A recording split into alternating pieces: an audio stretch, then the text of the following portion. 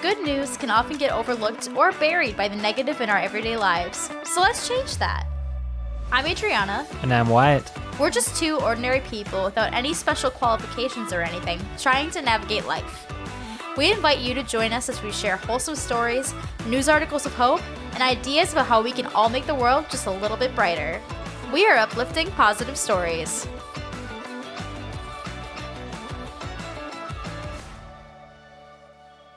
Welcome back to another episode of Uplifting Positive Stories. We're so glad you've joined us. Today's episode is all about creating the happiness in your day and trying to boil down in your life what brings you happiness so that you can schedule more of it into your daily schedule. The Reddit story from today comes from the thread Ask Reddit, and someone made a post on there that says, what's the most wholesome experience you've had? And so this is from that little thread of comments. This post says, this just happened yesterday. I was walking my dog over by the Goodwill when I see a homeless man carrying a garbage bag. He asks me if my dog likes toys. I say yes, she loves them. He reaches into the bag and pulls out a squeaky toy, brand new with the tag still attached. He gives it a little toss and she grabs it.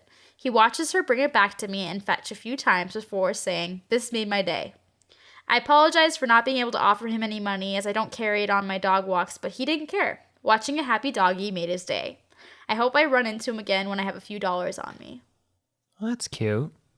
I loved this story because I just think this guy obviously doesn't have a lot, and yet he went out and spent money to get squeaky toys for dogs to just hand them out just because it made him happy to see dogs playing with toys that he gave them. I thought that was so cool.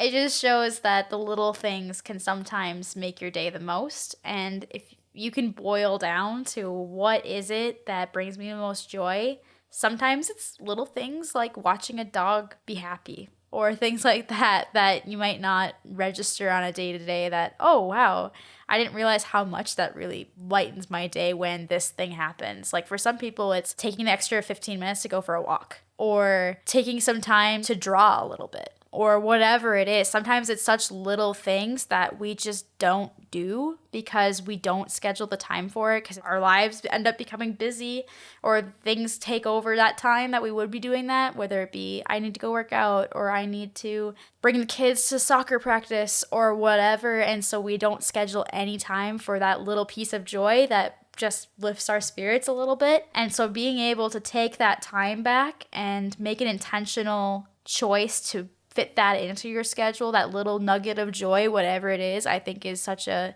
important thing to do in our daily lives.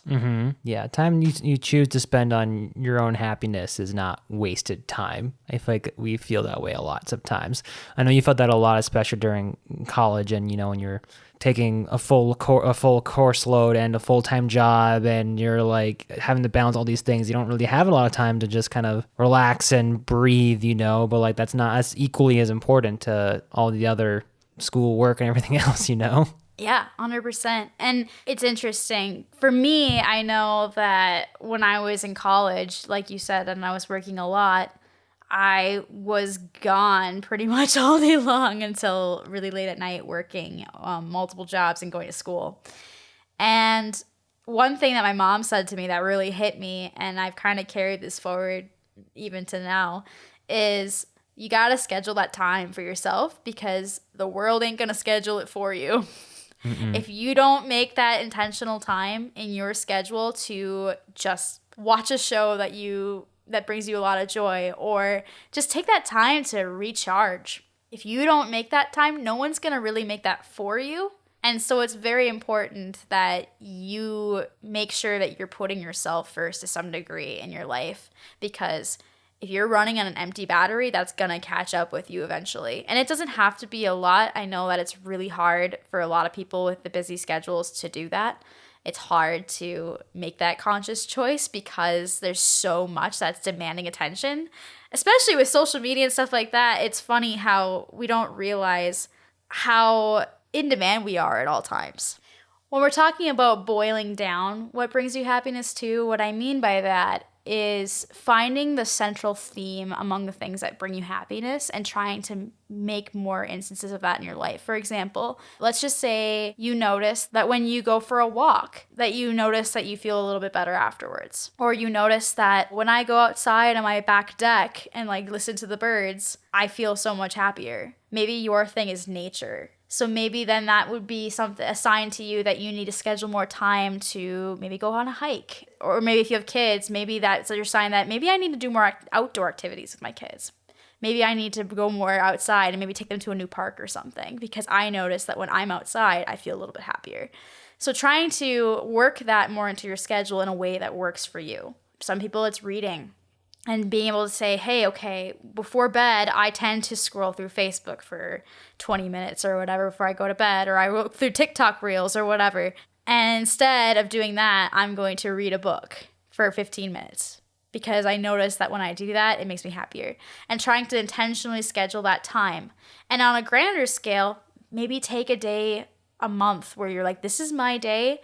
And even if people try to schedule me on this day for something else, whether it's someone reaches out and says, hey, we should get together on this day, or, oh, work wants to book me on this day, be like, hey, I actually have something going on, and really prioritize yourself in that situation of giving yourself that day to say, hey, this is my time to recharge. This is my time to do things that I enjoy. And that's just as important as going out with my friends or doing a family function or whatever it is. Mm-hmm. It's all about balance too, all within reason. You don't want to like make that time all the time, overindulge in what could have been a good thing and blow other things off and blow off all your friends, like like it might be easy to feel that way sometimes a retreat, like one joy I have, have had for years is like video games, and that's all well and good in moderation, but if you get into a spell where like you're just especially when I was younger, like was playing for like, I don't know, like 8-hour stretches, like that's a bit much, that's a work day. That's the entire work. I mean, that's not bad if you, like every once in a while as well, but like if it's like every day, like you're just nonstop, and it can be anything, it could be watching sports all the time, like that's all you're doing, you just gotta find that right balance, like schedule that time for yourself, but then don't stay there too terribly long before it becomes a bad thing, because you can get to the point where you're no longer having fun with it, Exactly. It becomes like, man, I don't feel good when I do that anymore. Right, exactly. The article from today comes from abc.net in Australia, and the title of it is Singer-Songwriter Nancy Bates Hopes to Help Female Prisoners from Reoffending Through Music. Okay. The story is about a First Nation singer-songwriter, Nancy Bates, who the article says has been visiting the Adelaide Women's Prison for more than 2 years to teach inmates how to write songs, sing, and play the ukulele.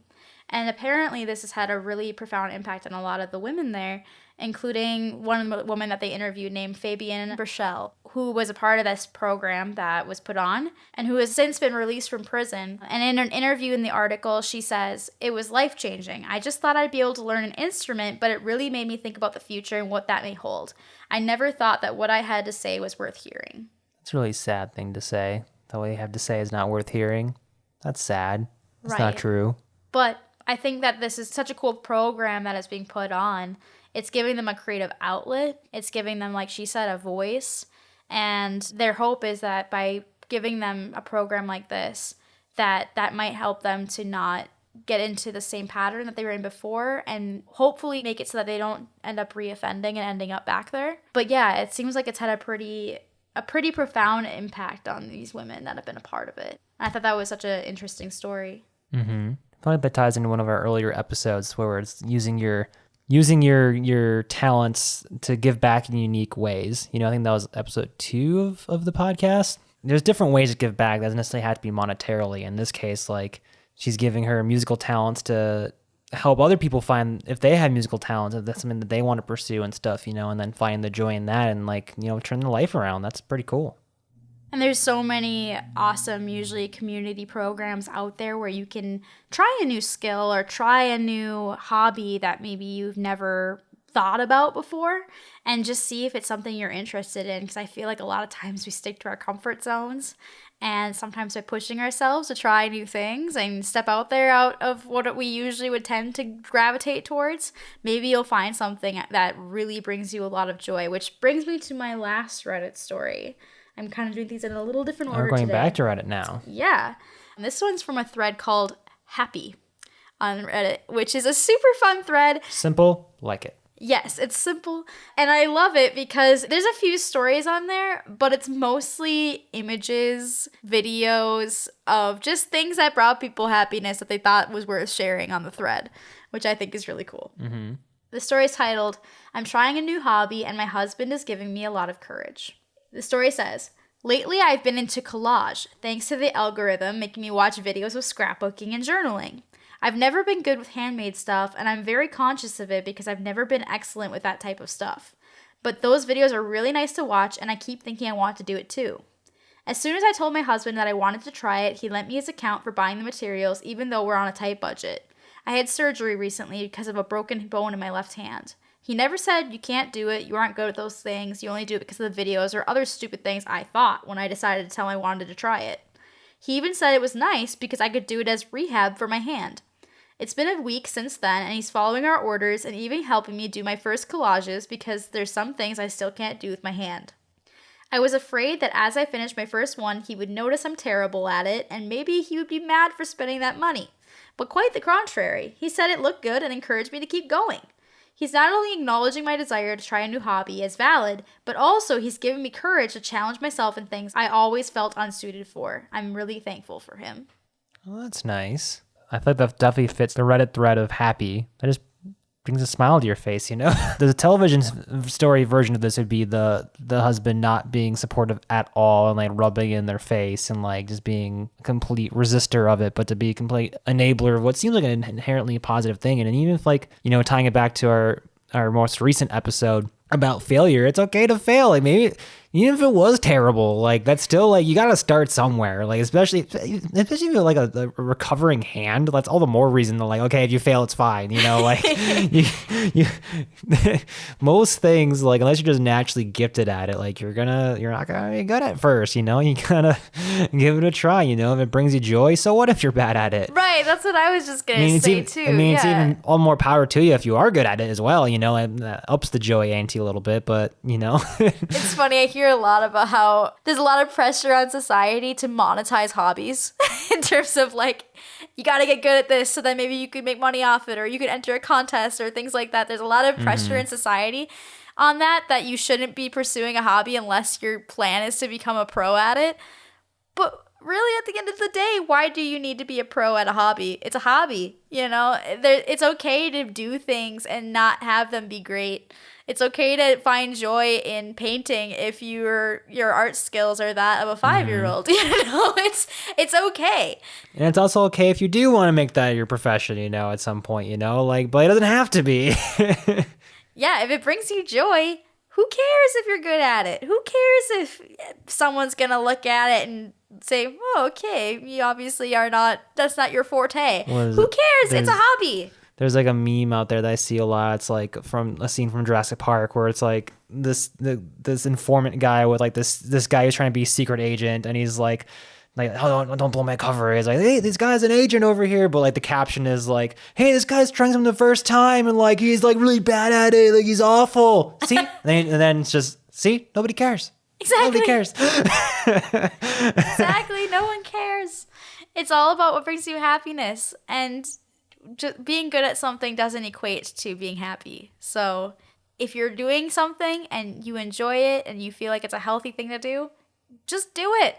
Don't worry about what other people think if it's not good quality or you're not a pro at it.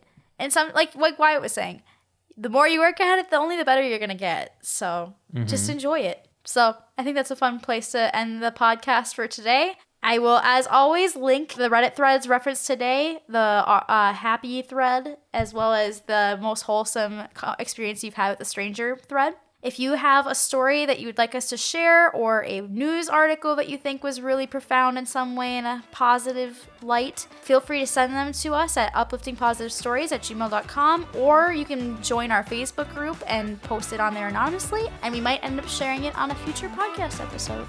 Thanks so much for joining us. Have a great day. And stay positive.